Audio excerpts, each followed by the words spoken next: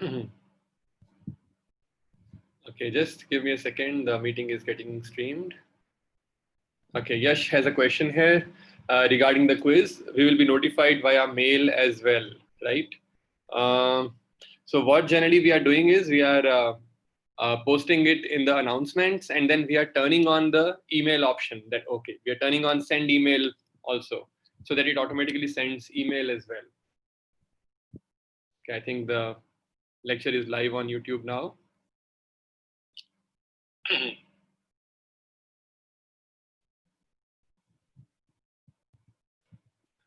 Okay, the lecture is live on YouTube. I will start my screen share. Okay, yes. So yeah, so the question was about announcements. So yes, when we make announcement, we make it via Mookit, and the Mookit automatically sends emails to all the registered students, those who are on the Mookit platform. But yesterday, no, on Saturday, what we noticed is there was an extra doubt clearing session, and we announced on Friday evening, but the email came on Friday afternoons, or sorry, Saturday afternoon, which means after the doubt clearing session. This was annoying because we sent the email one day before, but maybe it got stuck somewhere in the server, and that was not a nice thing. Yeah, so yeah, we can send announcements via the course mailing list also. That can also be done. But if you keep checking the announcements, that will be better. It's better to rely on Mookit for instant updates. Okay. Yeah. Yeah, we were relying on Mookit, but last time this issue came. I don't know what will happen next time. Let's hope. Okay, so but it won't be any short notice because this was just an extra class. Students wanted it. They were emailing that we want some help session for the assignment. That's why we had to keep that extra class at a short notice. But otherwise, for quiz, etc., it will be at least a week before, right? And maybe sometime in the next week we can have the quiz. Maybe I'm just giving a rough estimate. Maybe sometime in the next week we can have a quiz. But you'll be getting an assignment. Maybe I'll post it today or sometime. It will be regarding mostly linear regression.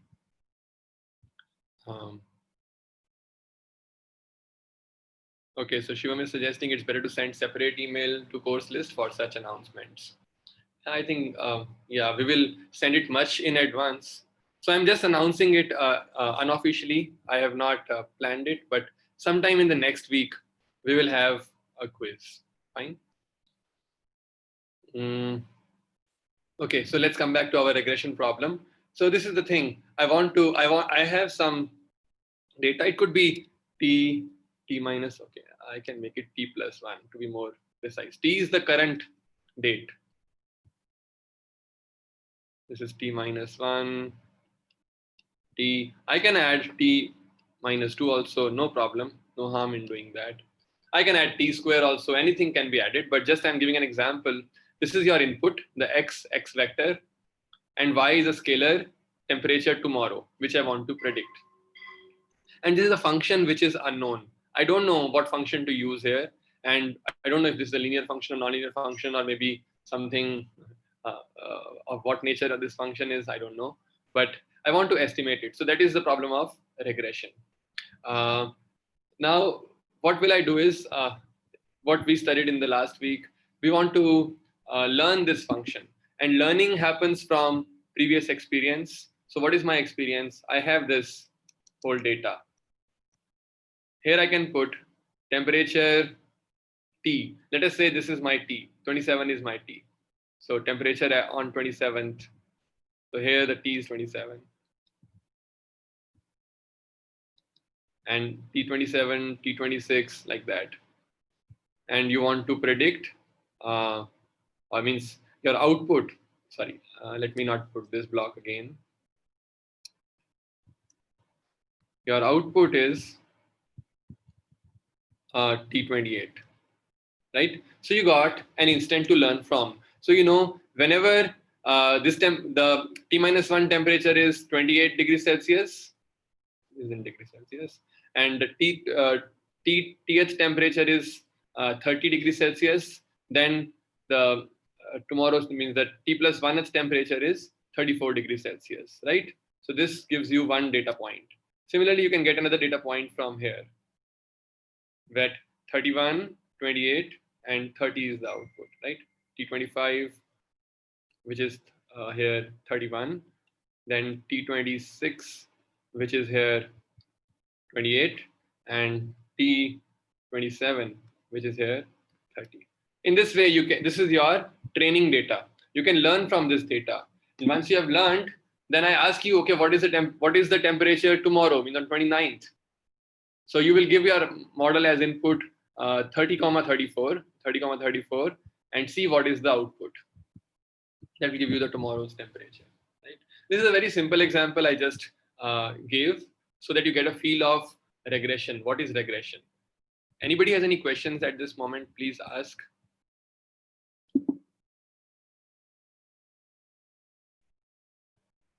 Otherwise, I'll go to the next. I will go to the slides then.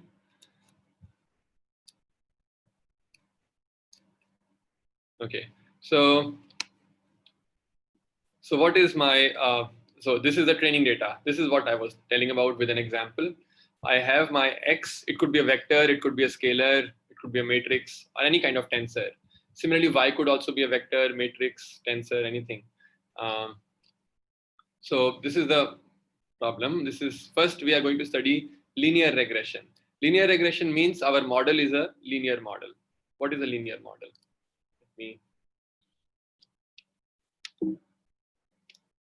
So what's a linear model? Linear model means my Y, or my estimated value.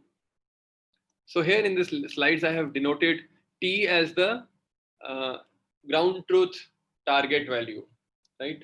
So I have said T is my target, or my ground truth, or the true value, target or true value. Of course, when you are testing on unknown data, so you know the input, but you don't know the target. But when you have the data, let's say for training, then you know both input as well as your target. And you compare your estimate with your target to see how good is your model, right? So this is, and when you are evaluating your model on the known data, then you compare your predictions with the target and see if it is matching. Okay, so my Y is a linear model now. What is the meaning of linear model? It means it could be some W plus some W dash times some function of X. This is a known function. Plus some W double dash. Let's say this is F dash, F double dash X. Oh, this is not derivative. Please don't confuse it with the derivative, because in mathematics we generally use dash for derivative, but this is not derivative. This is just another function, F double dash of X, plus some W triple dash F triple dash of X. And these all F's may be different, because if they are same, then I can take this to common, and W dash plus W double dash will be another single W variable. So these are all known. These are all known. Similarly, this is also known.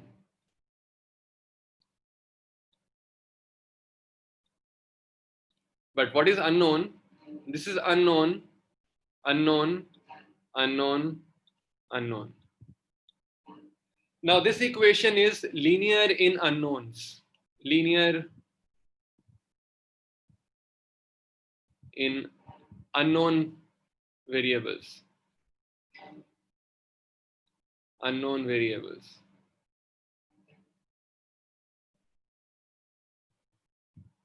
Right? This is linear in the unknown variables. That is why it's called a linear model. It is not linear in X. It may not be linear in X, but it is linear in unknown variables. What is the meaning of linear? It means it depends on the single degree of that variable. Okay. So this is how it is. And how do you solve it? Okay, this is the, so you write it in matrix representation. Y is equal to phi W, or phi is the matrix of inputs. This is the inputs matrix. Y is the outputs vector, and W is the weight parameters. These are called weights or parameters which are unknown. And how many of them are there in this model? In this model, we have got from 0 to capital D, which means D plus 1 unknowns are there. Therefore, we get D plus 1 unknowns. Now, depending on how big data how large the data is there, that many equations you can get, right? So in this case, if we have 5 data points, x1 to x5, we have got 5 equations. Okay. And so this is the thing. Okay, if we have same number of unknowns, same number of linear equations, then you know how many solutions exist. A unique solution exists, and that unique solution is given by phi inverse y. Like if y is phi w, phi is the input data matrix, w is the unknown parameter, y is the known targets or known value outputs, then to estimate w, I can simply say w is phi inverse y. This will be a unique solution. Of course, if my phi is invertible and all those things, but in general, this is what holds. Now let us imagine a scenario when the model is smaller, but the number of data points is large. Then how many exact solutions exist? How many solutions exist for this scenario? If we have less number of unknowns, more number of equations, then the number of solutions will most probably be 0. There won't be any exact solution. So in that scenario, what we try to do is we try to minimize the error. What is error? Error is target minus estimated value. So we try average error. We cannot make the error 0 we cannot make the error 0 unless it is a very tweaky kind of data. But in general, we can minimize the average error. So how do we minimize the average error? So first is we have to define the average error. How do we define the average error? We say, okay, we are interested in squared error. So the target minus y whole square and summed over all data points. Summed over all the data points. So I'll go back to this our example here. So here, if you see this example, so for this case, what will be the error? The error will be whatever the estimated value of T28, let me call it as Y28, Y corresponding to this, minus what was T28? 34 whole square, plus here whatever T27, Y minus, okay, let me Y28, which is temperature 28, estimated value, minus 30 whole square, plus so on and so forth. And this will keep going, right? And so this is the thing. This is how we define the error. In our case, it's a squared error. That is why if I'm minimizing this, it is called a least squared error solution, least squared solution. I'm minimizing my squared error. So this is what is squared error. You take a derivative with respect to w. And so how do you minimize any function? It's very simple. You have read it in your high school, or maybe when you were a little senior, that you take the derivative and make the derivative equal to 0. At that point, you will get either a minimum or a maximum. So let us say I'm interested in minimum, and you take the derivative equal to 0. You get an exact value of w. W comes out to be this value. And here some matrix manipulation is involved. So here we have matrix calculus. How do you take derivative of, let's say, u transpose v? U is a vector, v is a vector. U transpose v, the derivative is like this. So this is a simple matrix calculus. You can derive it. If you open it up, you say u vector is u1, u2, u3, let's say up to un. And v is a vector, v1, v2, v3, so on up to vm. And w is a vector, w1, w3, so on up to vk, so wk. And then you can derive these formulas. They are not very difficult to derive. And similarly here, when phi is a matrix, u is a vector, then how do you take derivative with respect to a vector? Phi u will be a vector, so derivative of vector with respect to vector. This is a vector. U transpose v is a scalar, derivative of a scalar with respect to a vector. Like all these are there, matrix calculus. You don't have to memorize these formulas. I will be mostly giving these formulas whenever you need. But in case you want to see where are these formulas, where you can get a list of these formulas, on Wikipedia there is a very nice collection of all these formulas. They are given there. You can, there is a reference at the end of the slides. You can go through that. Okay, now let us imagine this situation. I want to estimate tomorrow's temperature given previous, like today's temperature and yesterday's temperature and things like that. So I ask you, you learn from your past experiences and then predict what will be temperature tomorrow.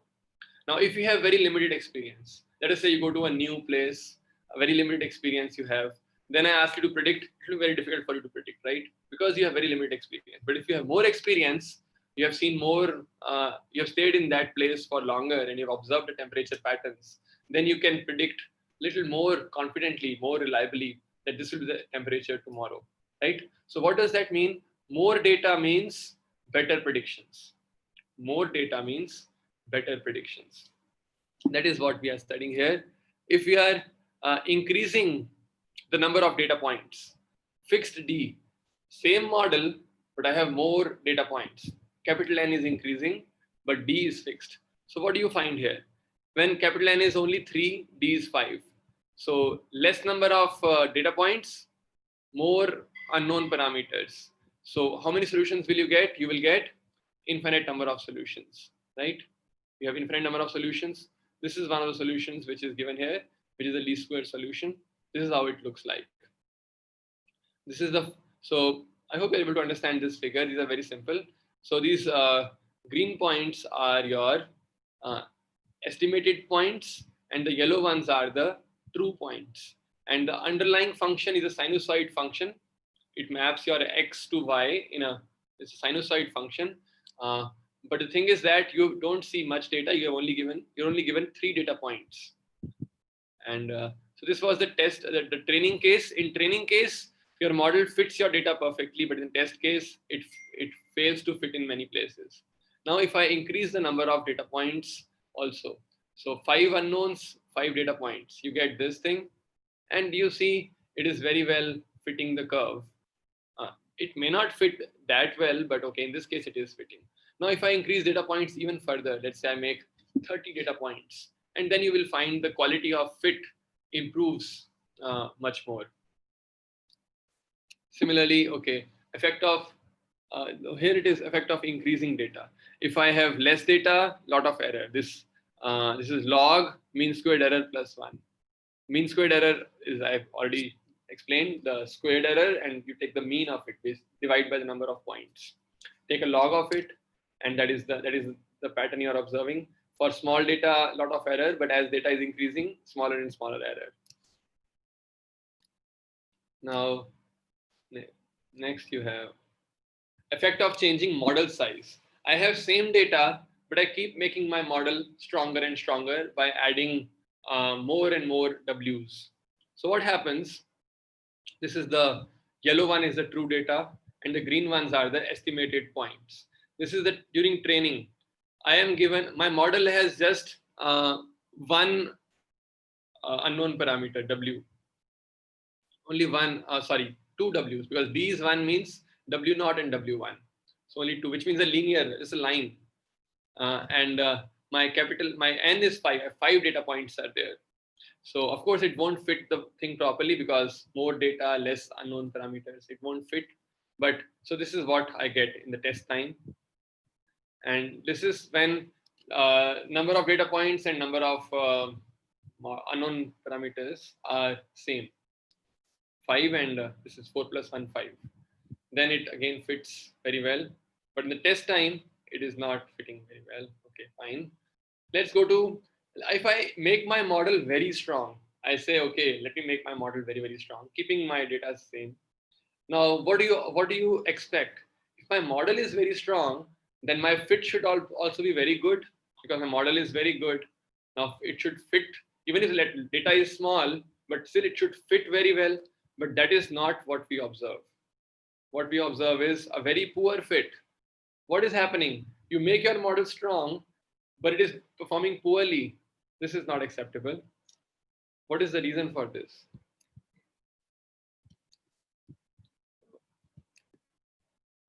Oh, not able to move. Okay, so this is the trend. It looks like when D is the model size. When model is small, error is small. Error decreases. Here, error becomes the minimum. But after some time, error starts increasing. This is weird. Why is error increasing if you're making your model strong? So the reason is your weights are performing because you have infinite number of solutions possible. If model is very strong, infinite number of solutions are possible. So mostly it is picking a solution which is very bad for unseen points. Like here you see only in this case 1, 2, 3, 4, 5 points are seen, but remaining all are unseen points. It is not able to fit very well. There is some problem with this plot. It should fit much better. Anyways, so yes, on the training data, it can fit still very well. On the test data, it will be absolutely weird. So that is called,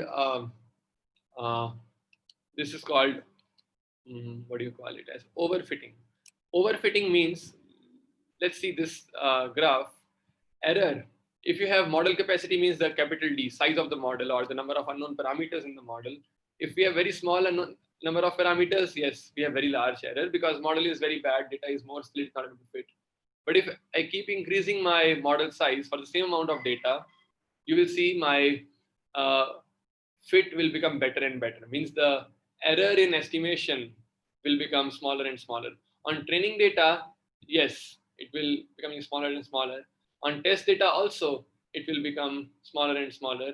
But what you observe is after some time, on training data, it is still improving, but on the test data, it starts increasing. This is called overfitting. I think I have given some examples of overfitting somewhere. Okay. So to prevent this, we use regularization. Regularization means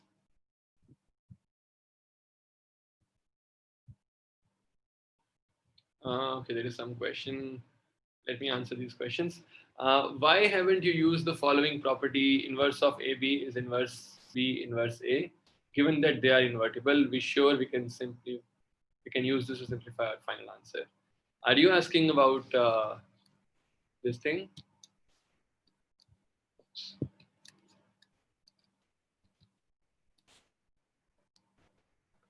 Page 5.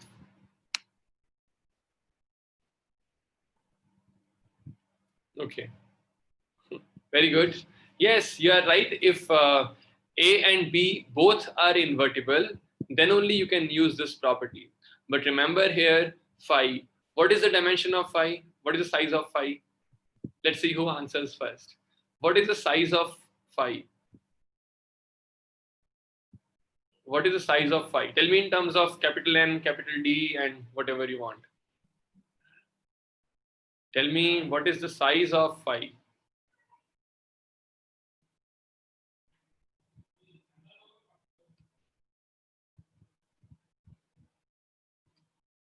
N cross D plus 1. Okay. So my phi multiplies with W. So the right, it should be comma. W is D plus 1. So D plus 1. And T is of size N. So yes, N cross D plus 1 is the right answer. Yes, Shivam has given that answer. Jayasandhya has put plus 1, but not clear if it is with the D or with N cross D. So okay, I assume it is with D. And Abhay has given it N cross D plus 1. D plus 1 is the bracket. So yes, these are correct answers. N cross D plus 1. And as I told you, if my N is not equal to D plus 1, then phi is not invertible, right? That is why we are using this form. Okay, this form is generally called pseudo-inverse. So you can remember this term, pseudo-inverse. It's an inverse, but it's because phi is not invertible, so that is why it is a pseudo-inverse. Phi is not a square matrix in this case. It is not invertible because my n and d plus 1 are not same. Okay, good question and good answers. Okay, let's come back to regularization. So what we are doing in regularization, So what is observed? I will just draw another figure now to help you understand. Okay, so what happens is, let us say, I think if you want to get a good feel of this, a very good book is Bishop's first chapter, Introduction. It has some good examples. It has one good example, sinusoid with noise. You can go through it. It's interesting.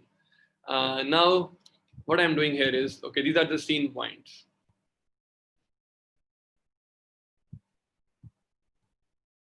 Let us say, okay, only 4 points are there. Let me move it a little down so that.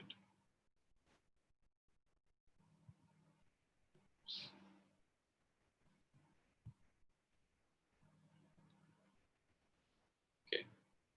So if I have a very powerful model, generally what happens is it will fit these points definitely very well, but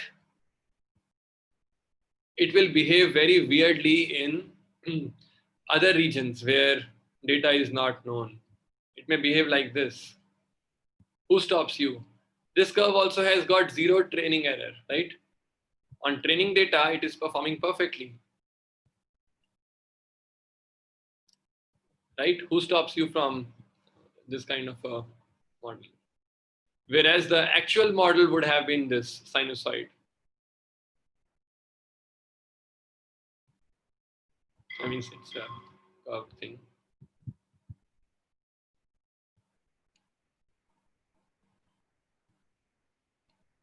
Right?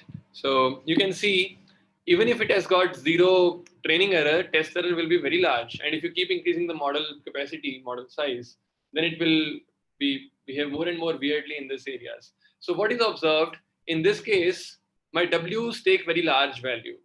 My W, some W, let's say W1, W3, something will be very, very large. W2 may be very, very large. So what is observed generally is, if you take, if you take, if you put a constraint, my W's cannot be very large. If my W's cannot be very large, then that helps to achieve this kind of a fit. That is why we are using this condition, that we are minimizing this plus we are minimizing this. So we are minimizing the whole thing, which ensures this is minimized, also this is minimized. So what is this? This is simply W square, like W square. So when this is minimized, my size of W is minimized, then I find generally the fit is much better. The fit is much better. This helps us to avoid overfitting. Now, what is the value of lambda? This is a hyperparameter. So you can choose a value of lambda. If you choose lambda very small, then you are penalizing W's much less. If you choose a very large value of lambda, you are penalizing W's much more. Right? So this is the thing. And you have read this derivation, so I won't go through it again. Another normalization is min norm solution. So when does this happen? When you have d plus 1 larger than capital N. When you have very powerful model, but a very weak, less number of data points. Then what you find is you will have a perfect solution. But this will be exactly, this can be made exactly 0. But this is the constraint. Okay, I think this figure corresponds more to a very powerful model, but less number of data points. Yeah, very powerful model, but less number of data points. That is when overfitting happens, right? When my model is very powerful, data is less, then only overfitting happens. Okay, so let us say this is the overfitting case. So I'm deriving how to solve this, and I get a very different solution. If you see the final solution, it's different from what we had earlier. This is phi transpose inverse t. Compared with the earlier one, this term was on the left and this was on the right with appropriate transposes, right? But this is a different solution. It's called minimum norm solution. This is applicable when my d plus 1 is greater than capital N.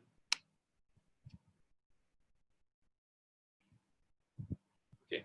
Yeah, so Shivam has got a good question. His question is, in the min norm normalization, the final answer is free of hyperparameter.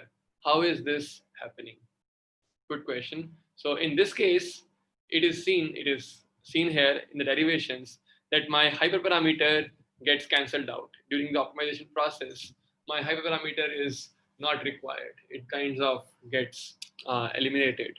So this term becomes exactly zero because this is a very powerful model. This term becomes exactly zero, and this term becomes minimized with this kind of solution.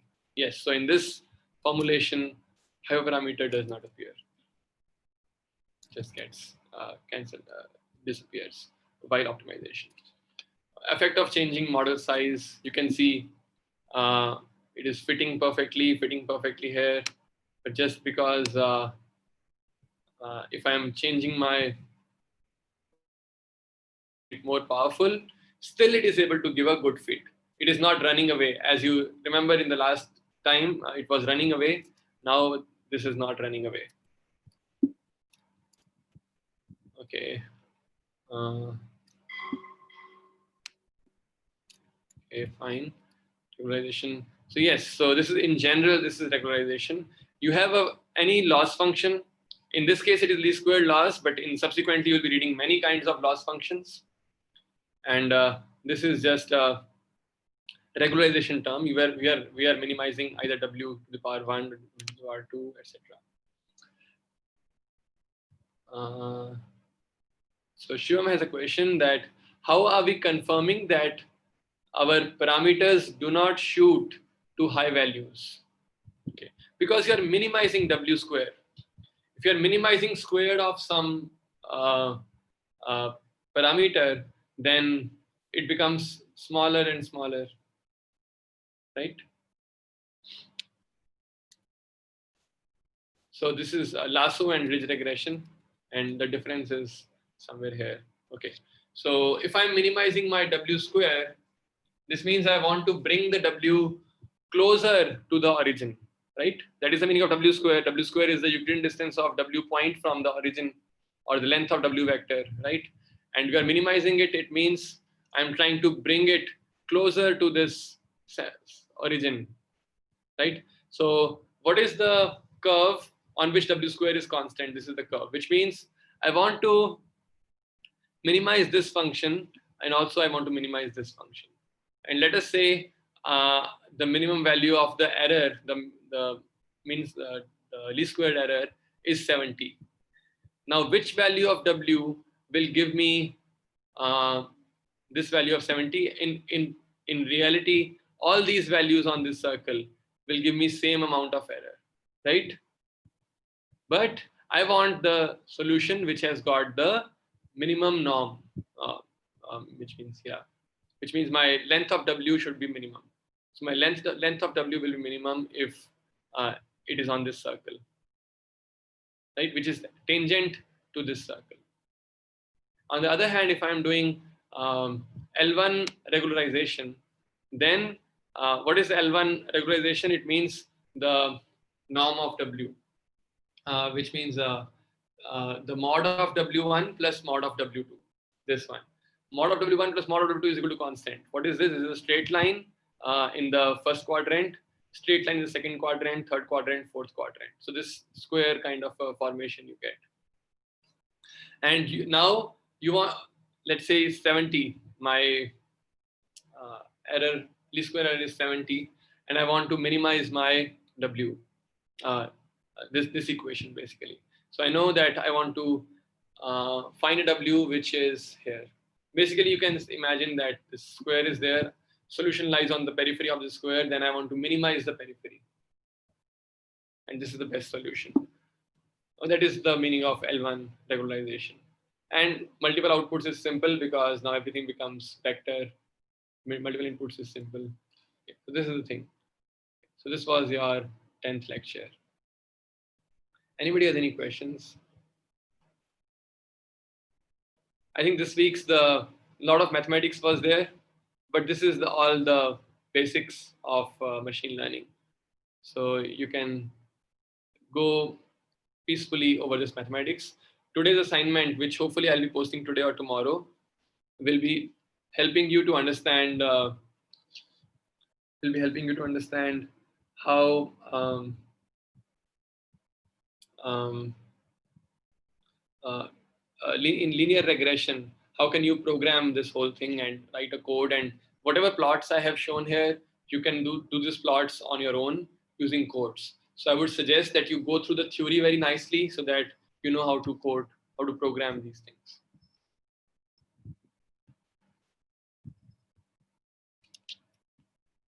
So let's go to regression. This is basically now we have seen exact solutions, right? You are given a function and you want to minimize this function, the least square function, so the squared error function. You want to minimize it, and to minimize it, what did you do? You took the gradient, made it equal to 0, and you found an exact value of w. W is pseudo-inverse of phi times t, right? But what if the whole equation is not possible to solve? What will you do in that case? If I cannot find an explicit solution to w by solving that equation, derivative equal to 0, what if I cannot solve it? If w is in some nonlinear form, if the equation becomes some nonlinear, difficult to solve equation, how will you do in that case? So in that case, we cannot find an exact solution, but we can find an iterative solution. All of you might remember Newton-Raphson method from your school days or maybe beginning of your college days. What is Newton-Raphson method? So it is something like this. The idea is this. Imagine this is a bowl. This is a bowl, and you want to reach the minimum of this bowl. So what will you do? You have a small pebble or something, some marble, and you are rolling this marble here, and this marble, it goes down, down, down, and finally it reaches here. So why is the marble going down? Because it is sloping in this direction. So wherever is a slope, the marble will flow in that slope's direction, right? So that is the basic philosophy which inspires gradient descent algorithm. So basically, you start from any random w, find the derivative, and update your w in the direction of the decreasing derivative, or means the direction where the derivative is negative. So in this direction, it will glide down, it will reach here. Here again, find the derivative. It is in this direction, so again glide down, reach to the next point wherever. And in this way, if you keep going, finally you may reach Wi, W star, which is optimal W. Okay. It is possible that there is a small bump here and you may get stuck in that bump. That is also possible, that is why. So you have to be careful about that. Okay. Gradient descent, any dimension W. Okay. So now W need not be a scalar. W can be a vector. It could be a matrix also. So basically, just find the derivative of your error function with respect to W and descend in that direction. So what does that mean? This is a tau is an iteration index. So let us say this is my current W, and I will just subtract eta. Eta is a learning rate. It's a step size or learning rate. It is in your hands. However you want to make it. Generally, people make it, let's say 0.1, 0.01, or 0.5. 0.5 is still large. 0.02, 0.05. All these values are possible. So how to find optimal value of eta is another research problem. We will not deal with that problem in this course. That is another. Yeah, maybe we will deal with it. Yeah, we will do it. We will look at that problem slightly. It will be called hyperparameter optimization. We will deal with that thing. Okay, so take the derivative. You have eta and just descend in that direction. That's it. And so wherever dou E upon dou W is increasing, go in the opposite direction. Okay. For sequential learning, it is good. Okay. Learning rate. Okay, we have. This is simple to understand. Data normalization, simple to understand. Nonlinear regression. Okay. This is something you can see when we have a nonlinear function of of W. When my equation, my model is not a linear model in W, it's a non-linear model in W, then again, my gradient descent algorithm will work. Why? Because it does not depend on nature of the model, whether it is linear in W or non-linear in W. You just have to find the derivative with respect to W vector or W matrix, and then just descend in that direction. So this algorithm, gradient descent algorithm, can work for linear, non-linear, any kind of model. Of course, you have to make sure that it reaches a good minimum. It does not get stuck in some local minimum.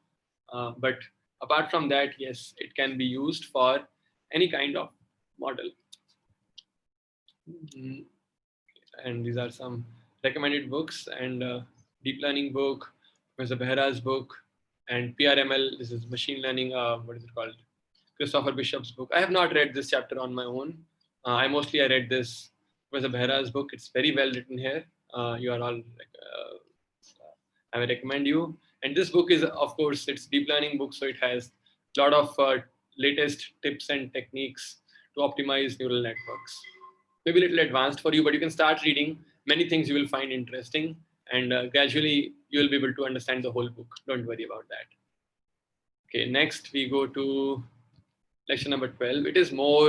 Lecture 12 is more mathematical. Okay, so this announcement is not correct. Please remove this. We won't have a quiz on this Friday. Okay. Next is neural networks. So basically, it's the nonlinear model, and the basic philosophy is same. Take the derivative of the error function, which is the least square error in this case, the squared error in this case. Take the derivative with respect to each W value, or means W vector, and then descend in the direction of negative gradient. And this is the model. It looks a little messy, but I hope you have gone through the videos. It's very simple, just a sigmoid function. And you are familiar with the sigmoid function from our earlier discussions, that how sigmoid is just a non-linearity.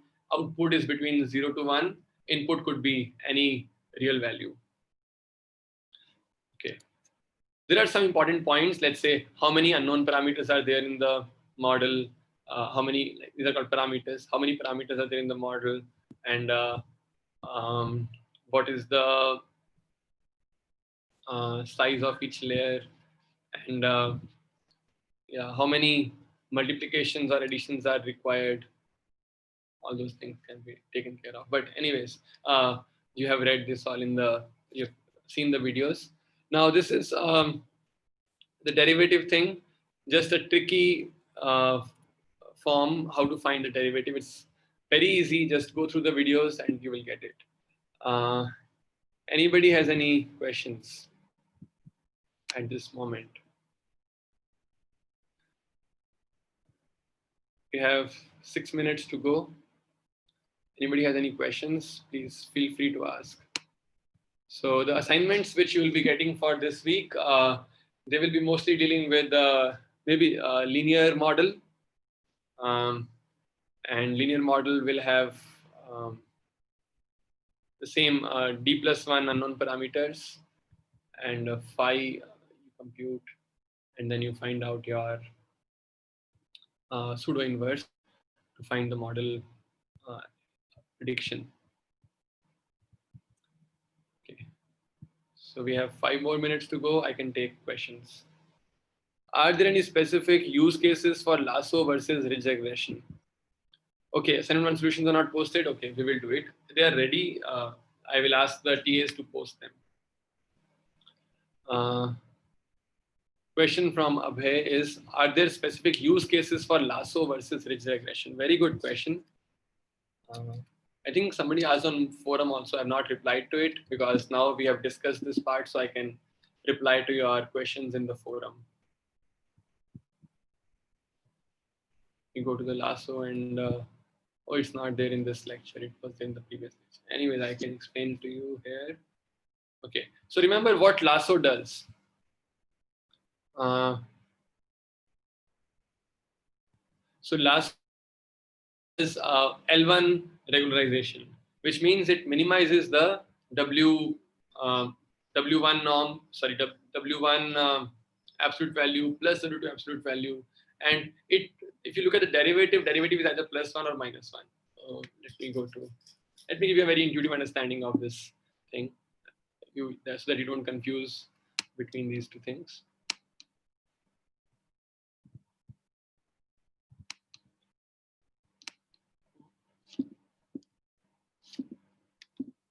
Okay, so basically, this is my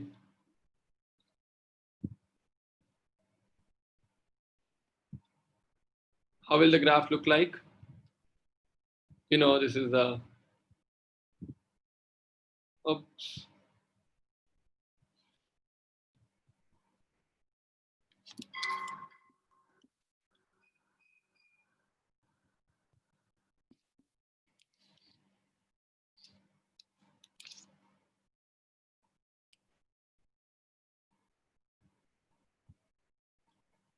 Something like this, right?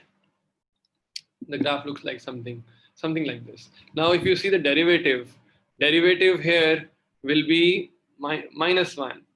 Derivative here will be +1. So if the derivative is negative, it will push the values to 0. The derivative is same everywhere. But if you look at w square,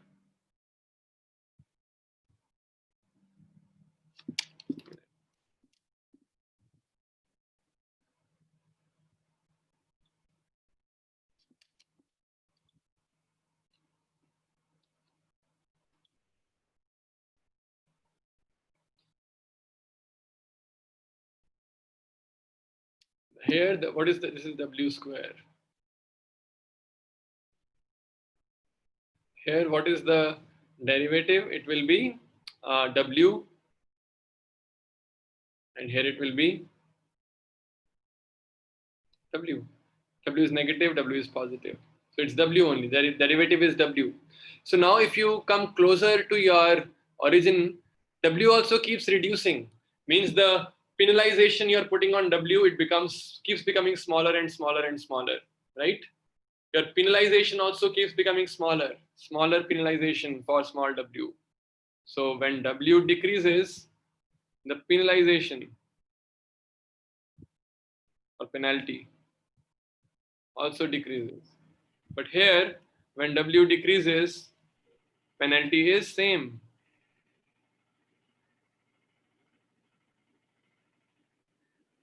Penalty is constant. That's why this is heavy penalization for small w's. This is mild penalization for small w's. That is why it will not make your w exactly 0, because if w is very small, penalty is also very small. It will not push it further to 0. But here it will push it very hard to 0. That is why when you are doing, let's say your model is something like this: w0 plus w1x plus w2x squared plus. Then is possible, because of this penalization, many w terms will become 0. Not all of them, but still many of them, depending on how much lambda you are applying, many can become 0. On the other hand, here you will find mostly the w's are non-zero. All the w's are mostly non-zero. So when is this useful? This is useful if you want to simplify your model and want to say, okay, I don't want to do so many of multiplications and additions, and I want to work with minimal number of w's and x's. So it is called feature dimensionality reduction, because when you are, let's say, you're giving your vector w0, w1, so on, transpose times, 1 x square, so on. So when many w's become 0, corresponding x's also don't play any role. So you can ignore those multiplications. So you can make your model more efficient computationally by removing those multiplication terms, so that your computational time spent is also reduced. So like that, and also your vector size becomes smaller. Your 1x squared, this input vector, can be made smaller. So all these good things come if you use W1 or L1 regularization or Lasso regularization. But with ridge regression, you won't get that thing. But generally, people use ridge regression. generally people use ridge regression. So what is the reason? Um, it has some good things to offer. One thing could be that yeah, why should we use ridge regression? Uh, okay, I don't exactly remember what are the benefits of ridge regression, but yes, subsequently in the course you will see uh, many benefits of ridge regression. Okay, so we can stop here. It's almost, it's more than 3 o'clock now. Okay, there are questions.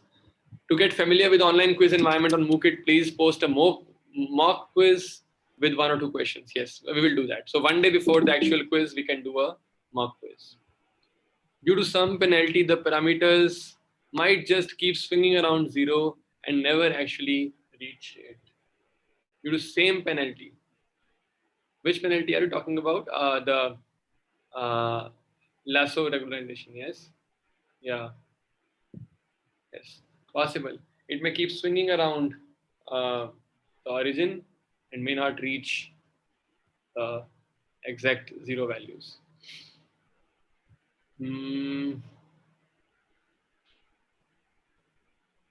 Yeah, yes, it may keep swinging also. Yes, it is actually more probable. Yeah, you're right. You're right. The other function, let's say the whatever the other error function you're minimizing, that may help to stabilize it. That may help stabilize it, right? Okay, so we can stop here. Thank you very much. Bye. Any questions, post on MOOCit forum. Thank you.